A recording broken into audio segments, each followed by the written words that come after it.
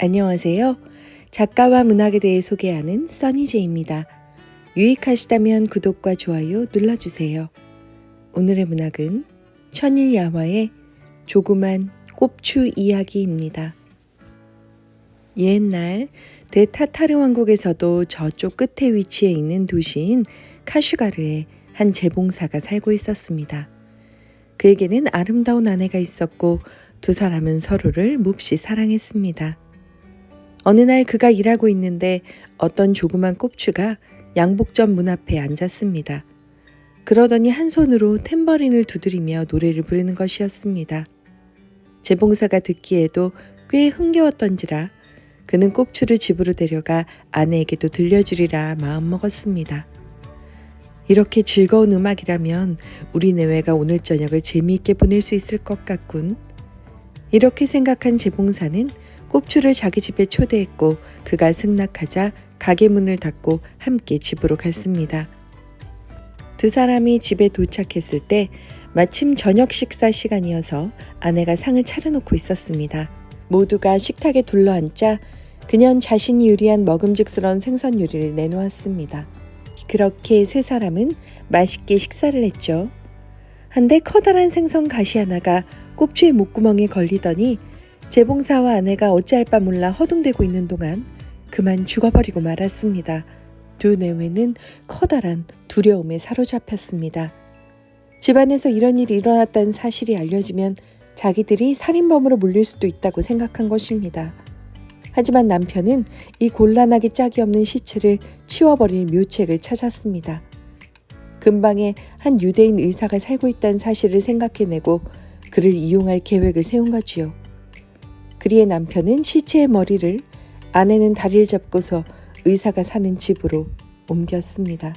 문을 두드리자 문과 의사의 방사기를 연결하는 매우 가파른 계단을 통해 의사의 하녀가 내려갔습니다. 빨리 다시 올라가시오.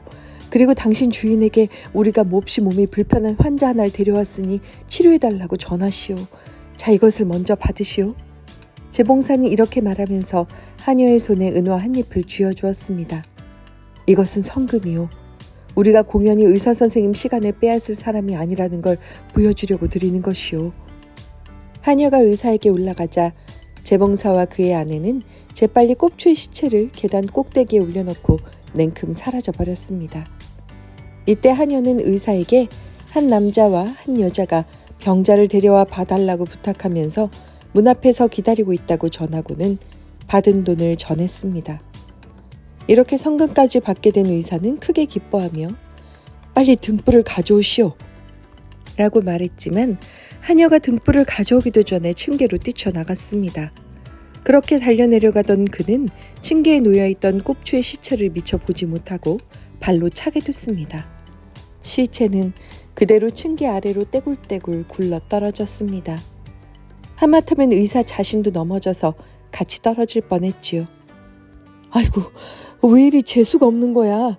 왜 내가 불도 없이 계단을 내려가려 했을까? 내게 데려온 환자를 내가 죽여버리다니. 이제 포졸이 집에 들이닥쳐서 날 살인자로 잡아가겠지? 의사는 시체를 들쳐매고 자기 아내의 방에다 옮겼습니다. 남편이 들고 오는 것을 본 그녀는 기절 초풍을 했지요. 오늘 밤 안으로 이 시체를 처리할 방법을 찾아내지 못하면 우린 끝장이에요. 내일 아침까지 이걸 여기에 두면 우리 목숨은 위태롭다고요. 깨가 많았던 의사의 아내는 한 가지 생각이 떠올랐어요. 이 시체를 우리 건물의 옥상으로 들고 가서 이웃에 사는 이슬람교도 집의 굴뚝 속으로 던져버리는 거예요. 이 이슬람교도는 술탄에게 식료품을 납품하는 상인이었습니다. 그는 왕궁의 기름, 버터, 그리고 각종 유지를 공급했습니다. 그의 집에는 식료품을 저장하는 창고가 하나 있었는데 거기에는 크고 작은 쥐들이 들끓었습니다. 부부는 이 의견에 찬성했고 함께 꼽추를 옥상으로 옮겼습니다. 꼽추의 겨드랑이 아래에 밧줄을 건 다음 굴뚝을 통해 왕궁 납품상의 방으로 천천히 내렸습니다. 아주 조심스럽게 내려서 꼽추는 마치 살아있는 사람처럼 두 발을 바닥에 딛고 서 있는 상태가 되었습니다. 줄을 끝까지 내린 부부는 꼽추를 그런 상태로 놔두고 다시 천천히 줄을 끌어올렸습니다. 일을 마친 그들은 불이 나게 그들의 방으로 돌아왔을 때 납품상은 자기 방에 들어왔습니다. 손에 각등을 들고 있었던 그는 이날 저녁 어떤 집의 혼인잔치에 초대받았다가 돌아오는 길이었습니다. 그는 벽난로 속에 어떤 괴한이 숨은 거라고 생각했습니다. 그래서 굵직한 몽둥이를 집어들어 꼽추에게 달려들었습니다.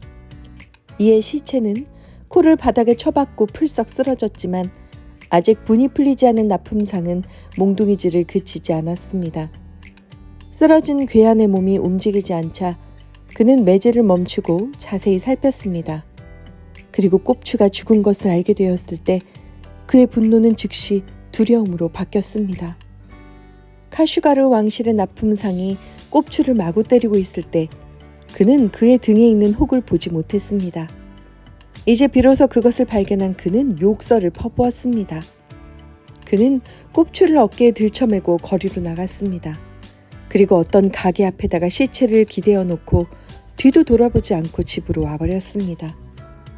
동투기 직전의 새벽녘, 왕실의 각종 일용품을 공급하는 부유한 기독교도 상인 하나가 밤새 진탕 마시고 놀다가 목욕탕에 가려고 집을 나와 거리를 걸었습니다.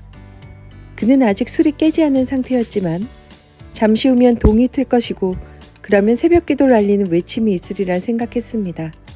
그래서 빨리 목욕탕에 도착하려고 걸음을 재촉했습니다. 그렇게 취한 상태로 가다가 만일 이슬람교도라도 만나면 주정뱅이로 체포되어 감옥에 갈 수 있기 때문입니다. 하지만 거리 끝에 이르러서 소변이 마려워진 그는 잠시 실례하려고 멈췄습니다. 납품상이 꼽추의 시체를 기대어 놓은 바로 그 가게 옆에서 볼일을 본 것이죠.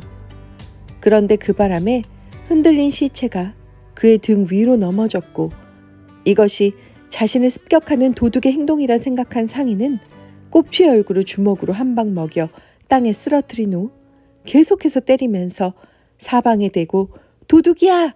라고 외쳤습니다. 고함소리를 듣고 달려온 포졸은 기독교가 아니고 이슬람교도였습니다. 자, 그만하면 됐소. 이제 물러서시오. 포졸은 꼽추를 다시 일으키려 팔을 잡아당기자 그가 이미 죽어있는 것을 발견하고 소리쳤습니다. 아니 이게 뭐야? 기독교가 감히 이슬람교도를 살해? 그는 그 자리에서 기독교를 체포하여 포도대장에게 끌고 갔고 포도대장은 재판관이 잠에 깨어 범인을 신문하러 올 때까지 상인을 유치장에 가뒀습니다. 그동안 술이 깬 기독교인 상인은 아까 일어난 일을 곰곰이 생각했습니다. 하지만 아무리 생각해도 주먹으로 몇 대 맞았다고 해서 사람이 그렇게 쉽게 죽을지는 도저히 이해할 수가 없었습니다. 꼽추는 카슈가르 술탄의 어릿광대 중 하나였습니다. 포도대장은 상인을 처형하기 전에 일단 술탄의 뜻을 알아보는 것이 낫겠다고 생각해 왕궁에 가서 지금까지 일어난 일을 술탄에게 보고했습니다. 이슬람교도를 살해한 기독교를 용서할 뜻은 추호도 없다. 어서 그대의 직무를 수행하라. 상인이 감옥에서 나와 교수대 아래로 끌려오자 사형 집행인이 그의 목에 줄을 걸었습니다. 그가 줄을 당겨 몸을 공중에 끌어올리려고 하는데 한 사람이 군중을 해치며 멈추시오! 서두르지 마시오! 살인을 범한 사람은 그가 아니라 바로 나입니다. 처형장에 있던 포도대장이 그를 신문하자 납품상은 자신이 어떻게 꼽추를 죽였는지 상세히 설명하고 자신이 시체를 기독교 상인이 발견한 장소에다가 갖다 버렸노라고 실토했습니다. 사형 집행인은 상인을 풀어준 후 즉시 납품상의 목에다가 줄을 걸었습니다. 그리고 줄을 당기려는데 또다시 누군가의 목소리가 들렸습니다. 바로 유대인 의사였습니다. 그는 사형 집행을 즉시 중단하라 외치고 군중을 해치며 교수대 아래로 걸어왔습니다. 제가 바로 범인입니다. 그리고는 자신의 자초지정을 설명했습니다. 유대인 의사가 살인범이란 사실을 알게 된 포도대장은 사형 집행인에게 그를 체포하는 대신 왕궁 납품상은 풀어주라고 명령했습니다. 이번엔 의사가 목에 줄이 걸려 막 세상을 하직하려 하는데 또다시 누군가가 소리를 지르며 바로 자신이 범인이라고 했습니다. 바로 재봉사였습니다. 이야기를 들은 포도대장과 거기 있던 모든 사람들은 꼽추의 죽음 후에 일어난 일련의 사건들의 기이함에 감탄을 금치 못했습니다. 사형 집행인이 재봉사를 교수형에 처하려고 준비하고 있을 때 카슈가르의 술탄은 그의 어릿광대인 꼽추를 한동안 보지 못했던 터라 궁금해하고 있었습니다. 술탄이 꼽추를 불러오라고 명하자 폐하께서 보고 싶어하는 꼽추는 어제 술에 취해 왕궁을 빠져나가 시내를 싸돌아다니다가 오늘 아침에 변사체로 발견됐사옵니다. 그를 살해한 혐의가 있는 사내 하나가 지금 교수대에 있습니다. 카슈가르 술탄은 포도대장에게 모든 일을 데려오게 하라고 명했습니다.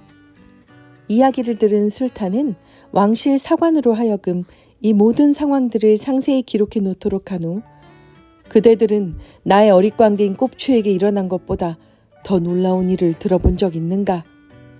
이에 기독교 상인이 앞으로 나서며 이 말을 땅에 대고 깊이 절한 후 군주시여, 폐하께서 지금까지 들으신 이야기보다 더 놀라운 이야기를 소인이 알고 있습니다.